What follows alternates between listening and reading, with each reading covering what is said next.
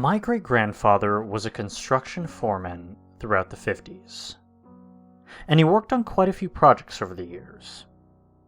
But the one I always heard stories about was when he worked on building Disneyland. I guess he was part of one of the companies that Disney contracted to build his park, and when I had first heard about that, I thought I'd be learning about secrets behind the rides and how the park functioned. And while there was a little bit of that, most of his stories were different. I never heard any of this firsthand because my great-grandfather died when I was young, but from the way my grandfather told me his stories, it seemed that there was a lot of weird, seemingly unexplained stuff going on there. The first thing the construction crews had to do was dig. This seemed normal, of course, as they had to fill foundations for the various structures. But Grandpa said that they also dug tunnels. Now, these tunnels, they went on for miles, and seemingly had no purpose. Everything they dug out or built was supposed to be part of the official blueprint, but not a single one of those underground chambers was shown. They installed the usual, gas lines, power, water, oxygen systems. It seemed like they were building a bunker, almost. Walt would never say what the tunnels were for, but it sounded like Great-Grandpa was convinced it wasn't benign. There were other strange occurrences, too, while digging out those tunnels. One day, he was called down as they were digging to check out something strange the workers had found. When he got down there, he found a door embedded directly in the earth. It looked just like any wooden door you'd see inside of a house.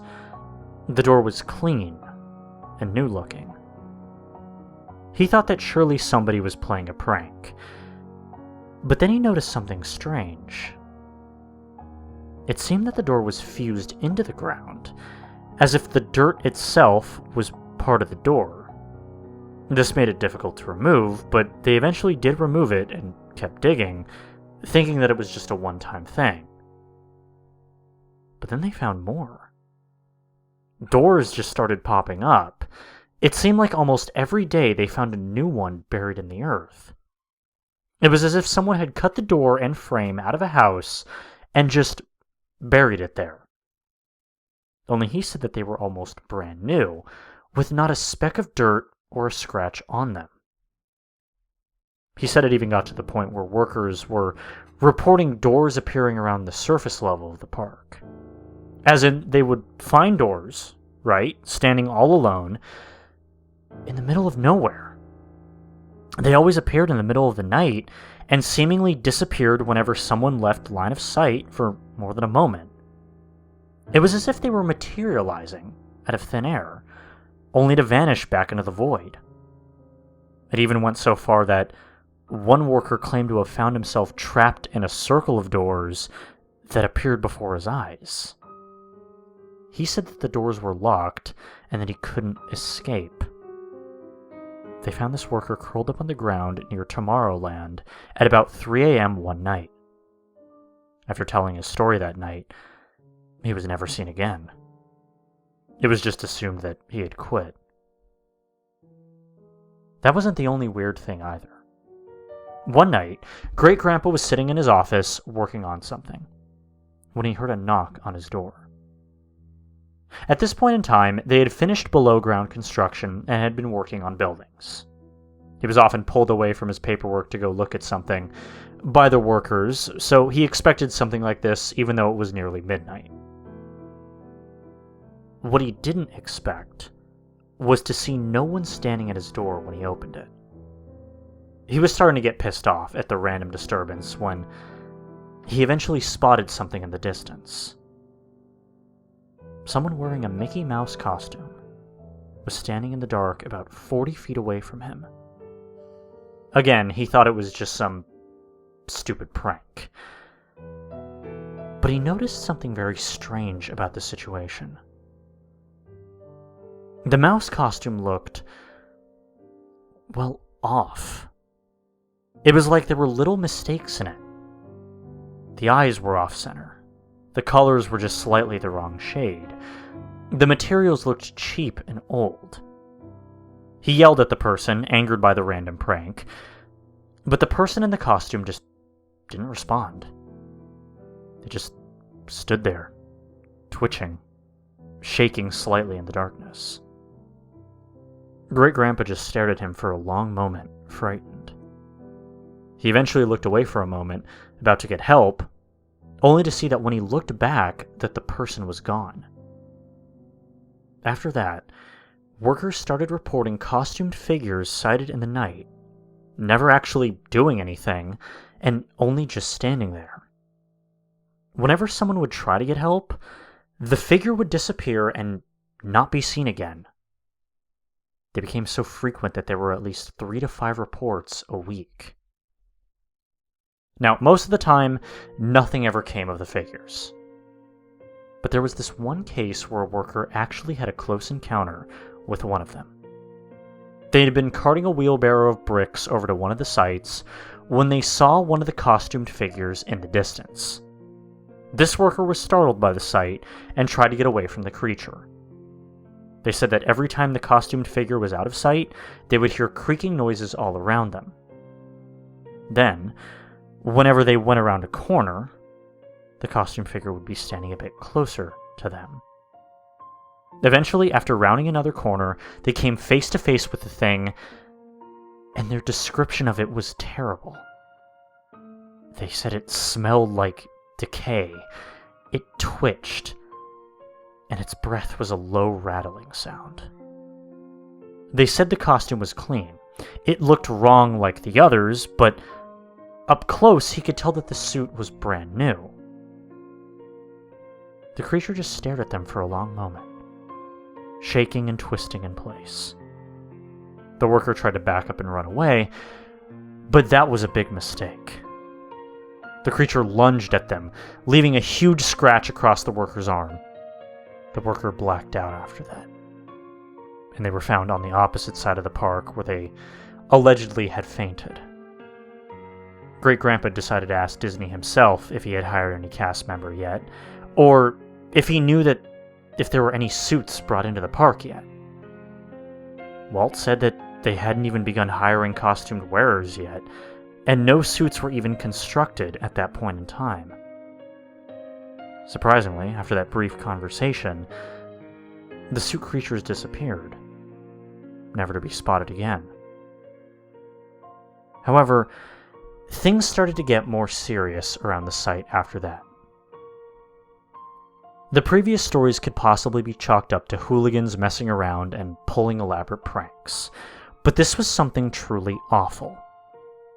A group of workers had been walking past the newly constructed Sleeping Beauty Castle when a woman fell to her death, seemingly materializing out of nowhere and falling from the sky. One worker said that they were just walking along and didn't even hear a scream or anything, only the hard splat of her hitting the pavement. They said she was dressed up like a Disney princess, with the hair done up and everything. Of course, they all ran to get help immediately, but upon returning to the spot, the body was gone. She had clearly been dead upon impact, but the body was nowhere to be seen.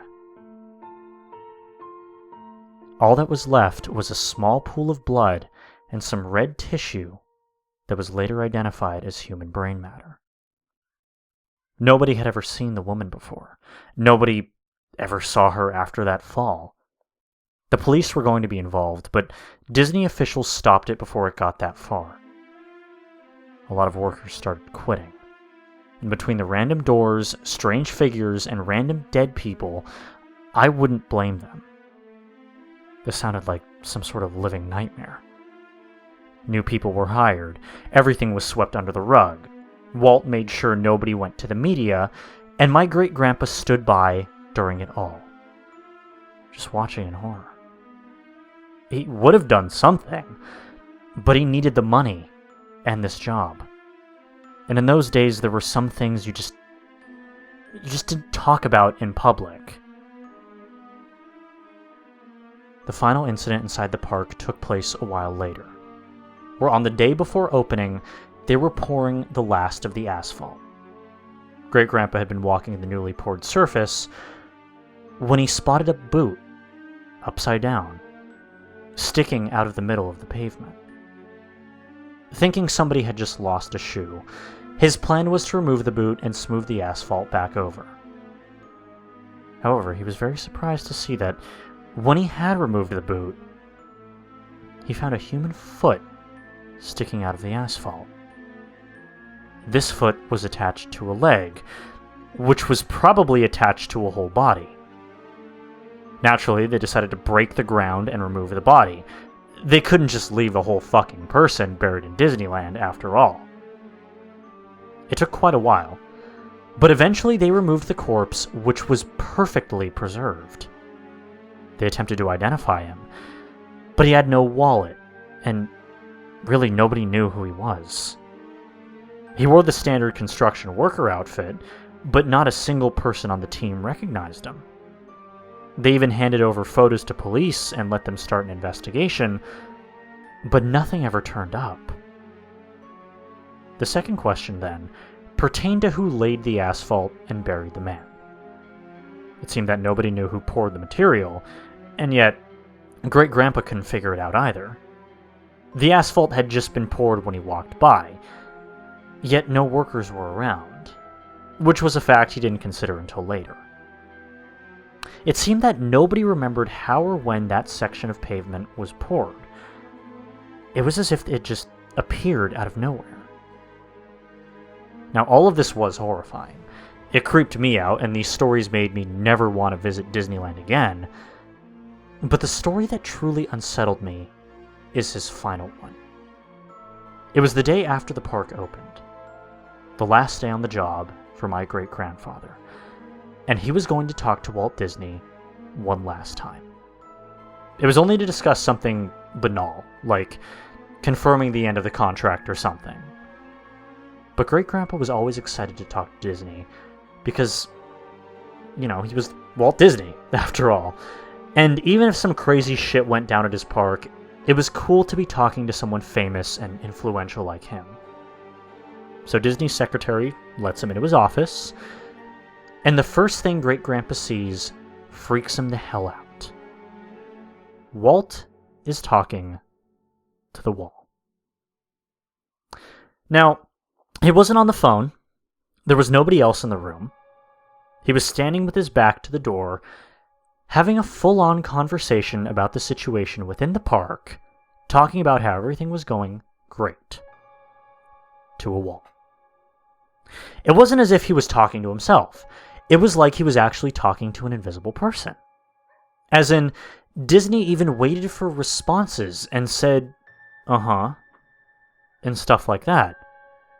He kept saying, "It's being handled. Nobody knows the truth. The workers just don't understand." As if he were trying to convince someone of his point. After a few seconds of standing there, frozen, Great-grandpa noticed something even more chilling. The wall that Walt was talking at was normally supposed to be tan in color, but the wall that he was facing was slowly darkening to black. And the craziest thing of all, there was the outline of a face beginning to form in the wall, right above Walt's head. Against all forms of logic and reason, the materializing face winked at my great-grandfather. He knew that something was wrong. So we got the fuck out of there after that, not knowing what the hell was going on, but not wanting to be involved in any way. He didn't think Walt even heard him come in or leave. I mean, that's how absorbed by the situation he was. And that was the last time he ever worked for Disney or even visited Disneyland, and he urged us kids strongly not to go. But of course, being kids, we did anyway. Now, for all I know, my great-grandpa could have been off his rocker. Maybe he just made all this up in an elaborate way to scare my grandfather. But about a month ago, I was going through some old stuff in the attic when I found a photo. Now, in the photo was my great-grandfather, along with dozens of construction workers all smiling at the camera. This picture was nice, with Sleeping Beauty's castle in the back, and even featuring Walt Disney standing in front of the workers. However, in the top part of the photo, out of focus, was a body hanging out of one of the castle's windows. It definitely wasn't a living person. I mean, they hung limp and lifeless. This photo was taken in the 50s, so Photoshop couldn't have been involved, obviously. That was the first time I truly believed all the stories. That's what drove me to write this post. I know that there must be more to this story. I feel like I now have to figure it out. I know of at least 1 or 2 construction workers from that site that hopefully might still be alive, and I just might be able to get a story or 2 out of them, if I can track them down. If not, hopefully I can find their relatives or something. Either way, I feel that the more I hear about the goings-on at Disney, the more I want to know the truth. Perhaps I can find it.